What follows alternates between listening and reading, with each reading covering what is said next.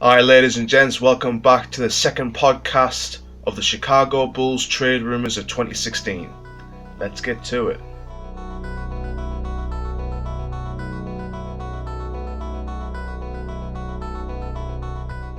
So, we're going to kick things off with Chicago's latest signing, point guard Spenser Dinwiddie, who played for us in the Summer League.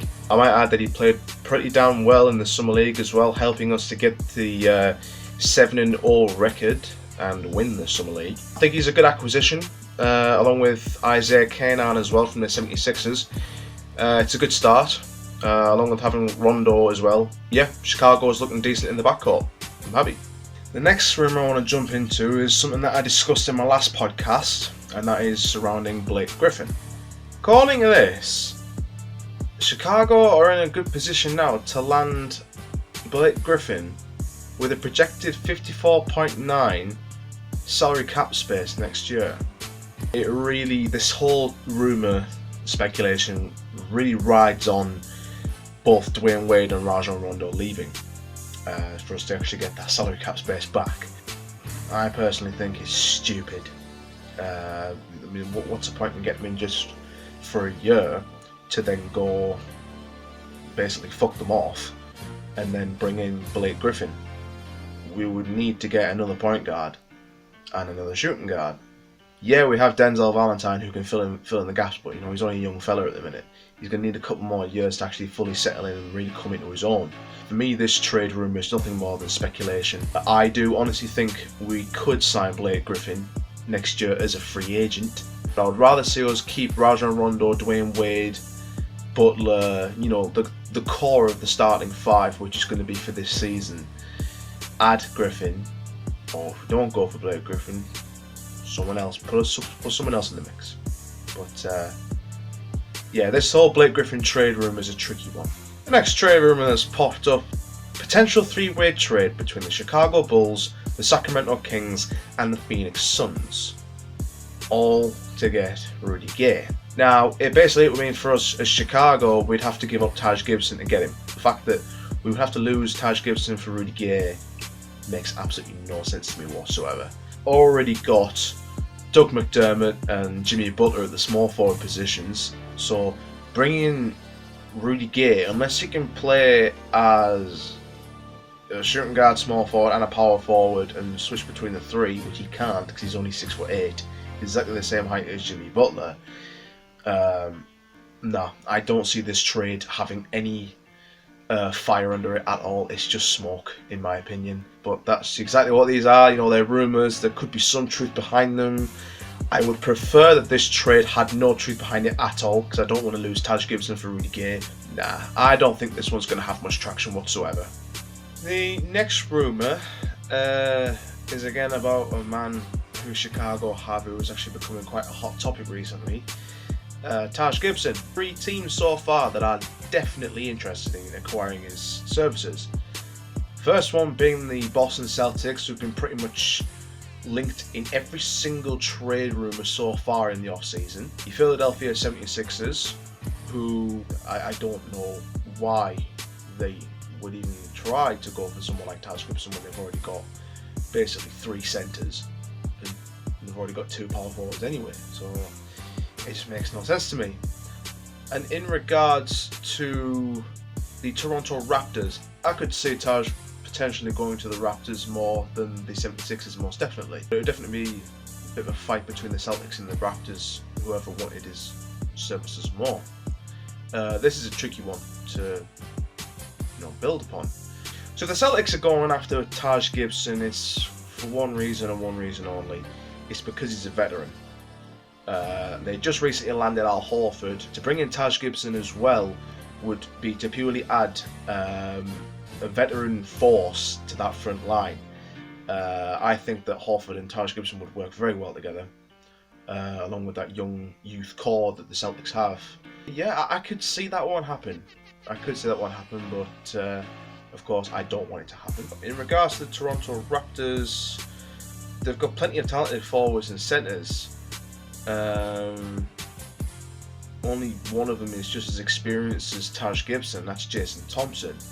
Whether he's as skilled as Taj Gibson, maybe. I think he can shoot a little bit further out than Taj can, but Taj is more. I think Taj is a bit more explosive when it gets to, getting around the rim and getting those putbacks and rebounds and whatnot. Out of the three teams that I can see him going to more likely, the Celtics, more than likely. But again, rumours. And now getting on to my last and favourite rumour so far in this NBA offseason. Chicago Bulls, we have been linked with so many players, and now we've been linked with DeMarcus Cousins. Where did this one come from? That's what I want to know. Does it appear as though Chicago are trying to build their own version of a super team? Apparently so. According to this rumour, one of the main things that gives this one quite a bit of traction is mainly to do with the front office in Sacramento, because they've done nothing but apparently disappoint DeMarcus for the last 3 years, and that is probably one of the main reasons for all of his outbursts all the time. He's an emotional player, he always has been. Obviously, the main thing for DeMarcus that really sent him over the edge was when they decided to basically let Rajon Rondo be signed by us. Yeah, that did not sit well with DeMarcus Cousins. As we saw, there was a Twitter feed that he put on, simply saying, "Lord, give me strength." When it comes to Sacramento's drafting, they traded the 8th overall pick to the Phoenix Suns for a package that included the 13th and 28th picks. The Kings then selected 7'1" Georgios Papagiannis and 6'11" Skal Lebisiere. DeMarcus expressed his bitter disappointment. Those trades made no sense at all. I mean, you just traded away the 8th overall pick to get two other players. I mean, the 8th pick was a lad called Marquise Chris, who is a 6'9" wing player, and as his highlights show, this lad is absolutely ridiculously athletic. He could have very well easily taken over from Rudy Gay eventually in the future, because he's pretty much a very similar player. And obviously, Sacramento trading away that pick for 2 big men, I might add, which isn't going to make DeMarcus very happy, but also the fact that he could have had a wing player that could have helped with both Rudy Gay and Rondo, and it could have put Rudy Gay back at the 2 guard. The fact that they brought in a big power forward in the center. What else is that going to say to someone like DeMarcus Cousins? In my opinion, the Sacramento Kings are basically saying, "We're done with you. That's it. You've had your time with us. We're sick of your outbursts. We're sick of this. We're sick of that. Let's just move you on." Probably best for both parties. And if that is the case, Chicago could go for him. Now, for Sacramento, they're a little bit scarce with guards. They've got Ben McLemore, but he hasn't really lived up to his potential so far. So they are going to be looking for different guard acquisitions, and it appears that, according to these rumours, that Chicago has the best assets to make this trade happen. Obviously, we could do with bringing in DeMarcus.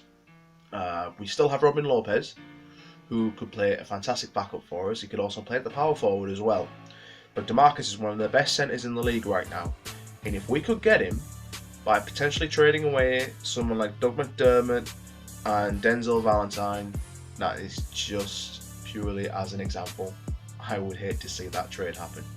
So if it was a possibility to bring Cousins in by having to sacrifice a couple of the assets that we have, I think it could be a really fantastic fit in Chicago, because he works his tail off. He's a rebounding beast, and the man can dribble the ball as well. He's one of the best centers in the NBA that can actually dribble the ball. He can shoot pretty well from close to mid range, but his bread and butter is getting in the post. bruising people down in the post, getting every rebound possible, jamming it on people, just getting in close and getting those, high percentage shots. He is the perfect center, in my opinion, for Chicago. It's just getting him. If we could get DeMarcus, I wouldn't complain. I just don't want to see Valentine and McDermott go. They're the main two I don't want to see leave. But if it was to happen, then let's hope it is for DeMarcus and offered someone else. Well, ladies and gents, I hope you have enjoyed the podcast today. Hasn't been as eventful as the first one, but obviously, we've officially announced Dwyane Wade now. We had the press conference and that where we got to see him in his jersey and that, and he's holding there, he's gleaming, he's finally realised his childhood dream. He's back in Chicago, and if you're a Bulls fan, I'd be surprised if you weren't buzzing, because this is great. This is awesome for Chicago. I'm going to get another one up soon next week with hopefully some new trade rumours. I hope it doesn't dry up for another week. But please stick with it. Thank you very much for watching. I really appreciate it. And I've been DantieuS. Peace out.